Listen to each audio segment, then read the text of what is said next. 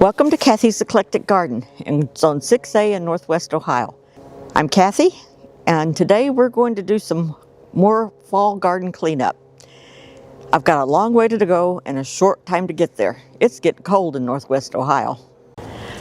This is my showy goldenrod, and this is coming back to the ground. I should have got it cut back 2 months ago because now it's gone to seed, and I'm probably going to have showy goldenrod coming up everywhere, but guess I'll deal with that in the spring. This is a stiff goldenrod. It's on the south side of the showy goldenrod, and that is also going to be cut back to the ground. I started it, but it was cold and didn't have time to finish it. This is my messick garden, and I've already cut a lot of this back. These are all native plants, and most of them have hollow stems, so I didn't cut them all the way to the ground.